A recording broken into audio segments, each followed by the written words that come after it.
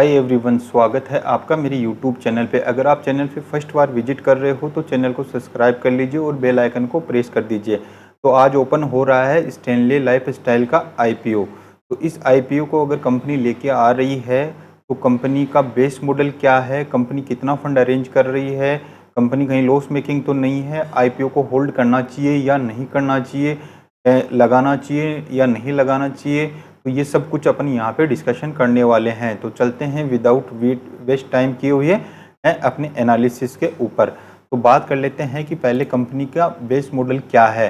तो यहाँ पे मैं बेस मॉडल की बात करूँ कंपनी की, तो कंपनी 2007 में क्या यहाँ पे रजिस्टर्ड है स्टैनली लाइफस्टाइल लिमिटेड के नाम से। तो कंपनी का मेन बिजनेस क्या है, ये design and manufacturing super premium luxury and ultra luxury furnitures.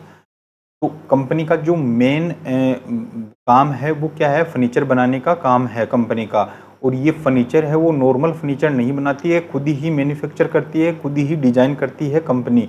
तो मेन तो इसके जो खुद का डिज़ाइन इंजीनियरों द्वारा जो फर्नीचर को डिज़ाइन करना और उसकी मैन्युफैक्चरिंग करना, तो ये क्या है, ये खुद करती है। तो इसकी कॉस्टिंग है वो क्या है, थोड़ी सी ज़्यादा बनती है, क्योंकि एक तो ये है कि ये अल्ट्रा लग्जरी फर्नीचर है वो प्रोवाइड करवाती है और इसका जो मेन ब्रांड है वो स्टैनली के नाम से यहाँ पे रजिस्टर्ड है। तो अब बात कर लेते हैं कि अगर फर्नीचर बनाती है तो किस तरह के क्या क्या फर्नीचर यहाँ पे कंपनी बनाती है। तो कंपनी ने यहाँ पे क्या दिया है कि design and production and sale सेटरिंग, जैसे सोफा हुआ, बेड हुआ, डाइनिंग चेयर हुआ, स्टूल हुई, ये सारी चीज़ें यहाँ पे क्या है कंपनी यहाँ पे बनाती है। साथ में ही कंपनी ने यहाँ ये भी दे रखा है कि कैश गुड्स जैसे कॉफ़ी टी टेबल हुई, डाइनिंग टेबल हुई, कंसोल हुआ, किचन एंड कैबिनेट्स है, बेड हुआ, मैट्रिस हुआ, ऑटोमोटिव हुआ, ये सारे क्या हैं कि कंपनी जो प्रीमियम जो भी फर्नीचर है ये कंपनी बनाने का कामकाज करती है। तो अब बात कर लेते हैं कि पहले की कंपनी का सातवीं की कंपनी के फ्रेंचाइजी है और स्टोर हैं वो कितने हैं। तो अगर मैं यहाँ पे बात करूँ फर्नीचर और स्टोर की, तो 31 दिसंबर 2023 तक कंपनी के पास 38 स्टोर फिलहाल यहाँ पे इंडिया में अवेलेबल हैं। तो वो कहाँ कहाँ हैं, बेंगलुरु है, चेन्नई है, न्यू दिल्ली है, मुंबई है, हैदराबाद है। तो इन जो मेट्रो सिटी हैं इनमें इनके क्या है लग्जरियस इनके स्टोर हैं वो 38 यहाँ पे कंपनी ने दे रखे हैं। साथ ही चॉइस इनकी क्या है कि फ्रेंचाइजियाँ हैं जो 21 सिटीज़ में यहाँ पे 21 सिटी और 11 स्टेट में इन कंपनी का फ्रेंचाइजी और स्टोर यहाँ पे कंपनी के हैं। और कंपनी का जो सेपरेट जो डिपार्टमेंटल है वो सेपरेट है, वो 1500 स्क्वायर फीट के अंदर मेन सिटी जो बेंगलुरु और कर्नाटका है वहाँ पे स्थित है। और कंपनी के पास 778 एम्प्लॉई हैं। तो ये तो था कंपनी का बेस मॉडल और कंपनी के एनालिसिस। अब बात कर लेते हैं कि मेन इंपॉर्टेंट डेट्स की कि कंपनी का आईपीओ है वो अगर कंपनी लेके आ रही है तो कितने का यहाँ पे लेके आ रही है। तो सबसे पहले बात कर लेते हैं कि कंपनी का आईपीओ है वो आज ओपन हो रहा है 21 जून को, फ्राइडे के दिन, मतलब आज के दिन यहाँ पे ओपन हो रहा है और क्लोज होगा 25 जून को, यहाँ पे क्लोज होगा। 26 तारीख को यहाँ पे आपको शेयर अलॉटेड होंगे और 27 को जो आपका जो फंड है वो रिफंड हो जाएगा। और जो 27 को ही आपके अगर आपको अलॉट होता है शेयर तो वो आपके डीमैट अकाउंट में ट्रांसफ़र हो जाएंगे और 28 तारीख को इसकी क्या है लिस्टिंग है। अब बात कर लेते हैं कंपनी के शेयर की, कंपनी लेके आ रही है तो कितने का आईपीओ यहाँ पे कंपनी लेके आ रही है। तो मैं यहाँ पे कंपनी के आईपीओ की बात करूँ तो 21 तारीख को तो ये ओपन हो रहा है और 25 तक यहाँ पे ओपन रहेगा। तो कंपनी ने फेस वैल्यू है वो 2 रुपये पर शेयर की रखी है और प्राइस वेंट है कंपनी का वो 351 से 369 का यहाँ पे प्राइस वेंट रखा है। तो अपर वेंट पे यहाँ पे कट ऑफ पे यहाँ पे अपन को यहाँ पे लगाना चाहिए हमेशा आईपीओ। और लोट साइज है वो 40 शेयर का यहाँ पे कंपनी ने यहाँ पे रखा है। बात कर लेते हैं कि कंपनी के टोटल शेयर की साइज की। तो कंपनी है वो क्या है कि 537 करोड़ के आईपीओ के माध्यम से 537 करोड़ यहाँ पे अरेंज करना चाह रही है। और जिसमें से फ्रेश इश्यू है वो 200 करोड़ के यहाँ पे फ्रेश इश्यू हैं और ऑफर फॉर सेल में 337 करोड़ रुपए यहाँ पे ऑफर फॉर सेल हैं। तो यहाँ पे अगर देखेंगे तो 537 अगर कंपनी यहाँ पे अरेंज करा रही है 537 करोड़, उसमें से 37% क्या है, ये पैसा है वो क्या है कंपनी के पास जाएगा, और 63% पैसा है वो क्या है, ऑफर फॉर सेल है। ऑफर फॉर सेल से मतलब ये है कि जो प्राइवेट प्लेस है, जिन्होंने कंपनी में इन्वेस्टमेंट कर रखा है वो क्या है यहाँ पे अपने शेयर बेचेंगे, तो वो फंड है वो यहाँ पे 63% प्राइवेट प्लेस के पास जाएगा। तो ऑफर फॉर सेल में वो 63 है, और मेन जो पैसा है वो 37% है, वो ही कंपनी के पास जाएगा। तो अब चलते हैं कंपनी के बैलेंस शीट पे कि कंपनी की बैलेंस शीट है वो कहाँ कैसी है। तो ये जो शेयर है वो बीएसई और एनएसई पे भी लिस्टेड होगा। तो अब चलते हैं कंपनी के बैलेंस शीट पे। तो बैलेंस शीट पे चलने से पहले अपन यहाँ पे इसके पहले एसेट्स देख लेते हैं। तो कंपनी ने यहाँ पे 31 मार्च 21, 22, 23 और 9 महीने का मतलब 3 क्वार्टर का यहाँ पे अपने डाटा यहाँ पे दे रखे हैं।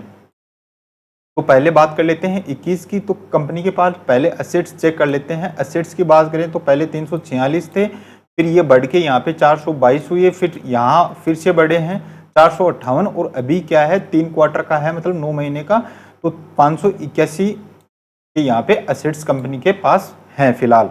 तो ये क्या है, अच्छी बात है, कंपनी के पास एसेट्स है वो धीरे धीरे क्या है बढ़ रहे हैं। तो अब बात कर लेते हैं कंपनी के रेवेन्यू की, कि कंपनी अगर फर्नीचर बना रही है, अल्ट्रा लग्जरियस बना रही है, तो रेवेन्यू भी उनका रहेगा। तो अगर बात करें 21 और 22 की, तो ये क्या कोविड का दौर भी था, तो फिर भी कंपनी ने क्या है यहाँ पे अच्छा खासा यहाँ रेवेन्यू जनरेट किया है 201 करोड़ का, फिर यहाँ पे 297 हुआ, फिर 425 हुआ। तो यहाँ पे भी क्या है कंपनी में धीरे धीरे यहाँ पे ग्रोथ देखने को मिल रहा है। तो अभी अपन यहाँ पे बात करें तो ये यहाँ पे 322 है, वो क्या 9 महीने का यहाँ पे दे रखा है। तो रेवेन्यू भी कंपनी के पास क्या है अच्छा खासा जनरेट हो रहा है, वो भी क्या है ग्रोथ है। अब देख लेते हैं कि कंपनी के पास नेट प्रॉफिट है वो आफ्टर टैक्स कितना बचता है।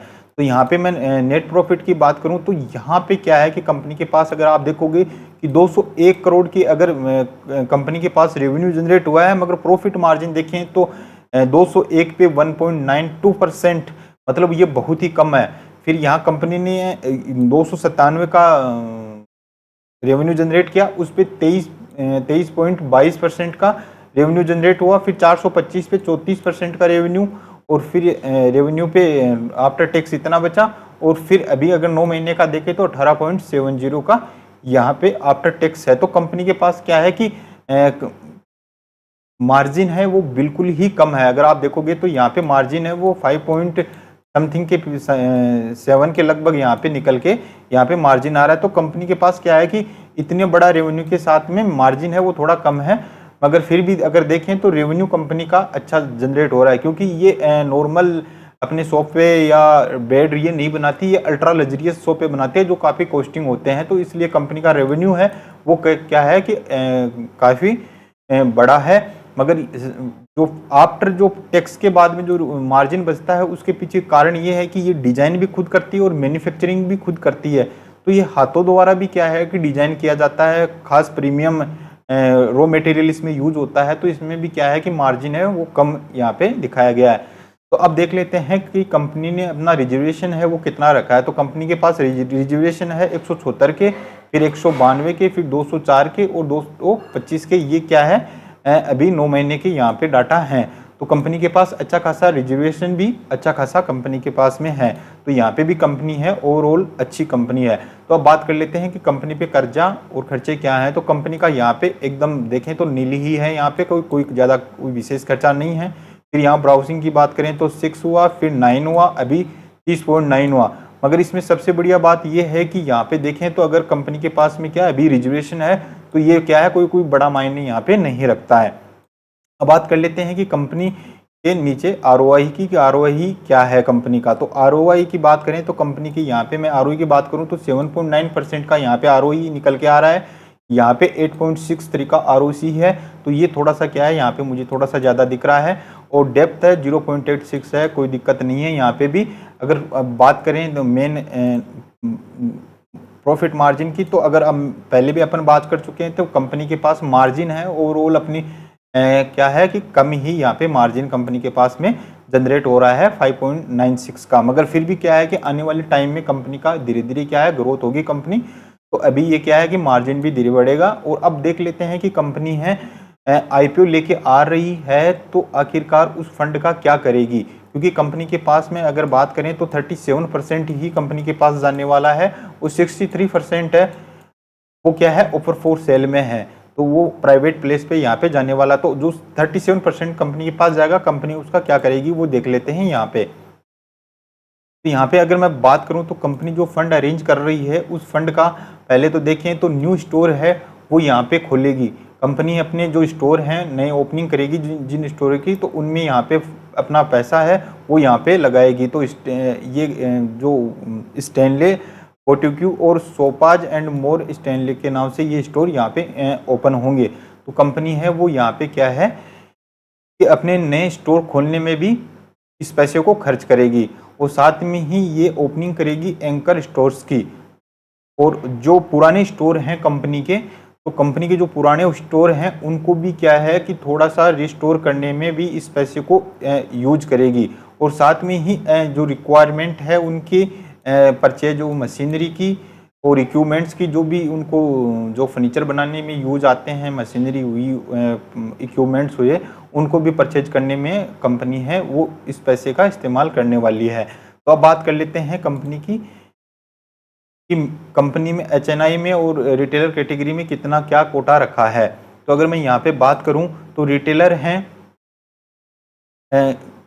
QIB है उनके पास 50% का कोटा है और रिटेलर हैं उसके पास 35% शेयर का कोटा है और NHI है उनके पास 15% का कोटा यहाँ पे रखा है। अब बात कर लेते हैं कि रिटेलर ट्रेडर कितना भर सकते हैं। कि रिटेलर ट्रेडर मिनिमम एक लोट है तो 14,760 रुपये लगेंगे और मैक्सिमम आप 13 लोट लगा सकते हो। HNI में 14 लोट लगा सकते हो, HNI मैक्सिमम में 67 लगा सकते हो और HNI में मिनिमम में 68 यहाँ पे आप लगा सकते हो। तो अब बात कर लेते हैं कि कंपनी का जो सब्सक्रिप्शन है वो कितना होगा। तो मेरे अनुसार कंपनी का सब्सक्रिप्शन है वो 60 से 65 के बीच में 60 से 70 के बीच में यहाँ पे सब्सक्रिप्शन होना चाहिए, क्योंकि इस सेक्टर की ये कंपनी है तो काफ़ी इसको रिस्पॉन्स यहाँ पे मिलना चाहिए। और जो लिस्टिंग गेन है कंपनी का वो 20 से 30% के बीच में यहाँ पे लिस्टिंग गेन है कंपनी का होना चाहिए आखिरकार। तो ये क्या है, ये एक अपना प्रेडिक्शन है, ये ऊपर और नीचे हो सकता है। तो इससे आईपीओ लगाने से पहले अपना खुद का एक बार एनालिसिस कर लीजिए। ये वीडियो ओनली मैं एक यहाँ पे एजुकेशन पर्पज के लिए आपको बता रहा हूँ।